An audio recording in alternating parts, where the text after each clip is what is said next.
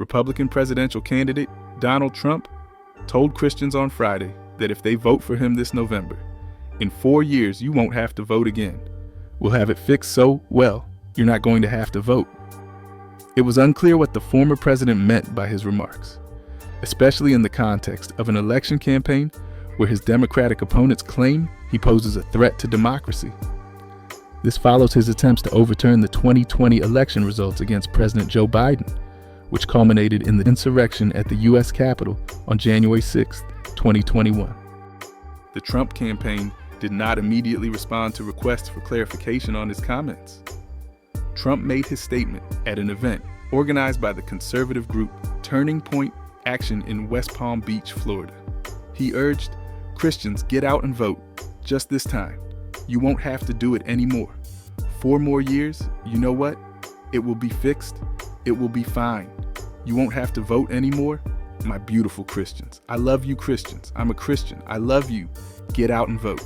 In a December interview with Fox News, Trump claimed that if he won the November 5th election, he would act as a dictator, at least on day 1, to close the southern border with Mexico and expand oil drilling. Democrats quickly seized on that comment, although Trump later asserted he was joking. If Trump wins a second term, he would be limited to 4 additional years as president, in accordance with the U.S. Constitution's 2-term limit.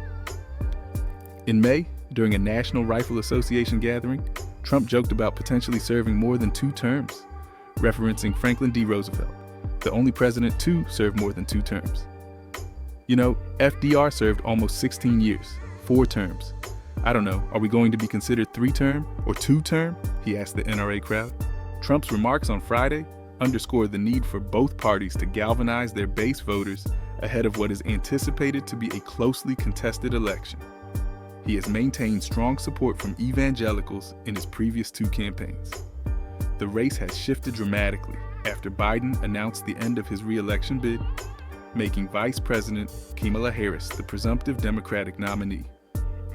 Recent opinion polls indicate that Trump's previously significant lead over Biden has been largely diminished since Harris's candidacy was solidified. Jason Singer, a spokesperson for the Harris campaign, described Trump's overall speech as bizarre and backward-looking, but did not directly address his comments about Christians not needing to vote again.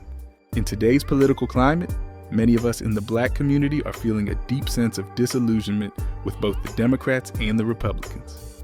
The promises they make often seem empty, leaving us to deal with the ongoing struggles that plague our neighborhoods and our families. Both parties have consistently let us down, and it's time we recognize that instead of placing blind trust in them, we need to explore new pathways toward real change, like turning to independent leaders such as Cornel West. The Democratic Party has long claimed to be our ally, championing civil rights and equality. But let's keep it real. Too often, what we get in return for our loyalty are half measures and token gestures that don't bring about meaningful progress. We hear the speeches about justice and equality, but when it comes down to it, too many of our people are still trapped in cycles of poverty, facing police brutality, and struggling to access quality education and healthcare. The gap between their promises and our reality feels wider than ever, leaving us frustrated and searching for true advocacy. On the flip side, we have the Republican Party, which frequently dismisses our needs altogether. Their attempts to win our votes often come across as insincere, as if they're just checking a box rather than engaging with our real concerns. The history tells a story of neglect and betrayal, and honestly, it's exhausting to feel like both parties have failed us time and time again. This is where voices like Cornel West enter the conversation, providing a fresh perspective that's rooted in love, justice, and a deep understanding of our struggles. As an independent thinker and activist, West challenges the status quo and encourages us to rally around ideas that uplift our communities instead of simply playing the party game. An independent approach allows for a broader dialogue that focuses on what we truly need rather than what party platforms dictate. The moment we find ourselves in is critical. If we keep placing our trust in the same systems that have historically let us down, we risk being trapped in a cycle of disappointment and missed opportunities. It's time for us to demand accountability and seek out representatives who genuinely care about our lives. Change isn't just about switching who's in power. It's about ensuring that our needs are at the forefront of the conversation. Embracing leaders like Cornel West can help us break free from the limitations imposed by a flawed two-party system. He challenges us to think boldly and aim higher, to envision a political landscape that prioritizes our voices and experiences.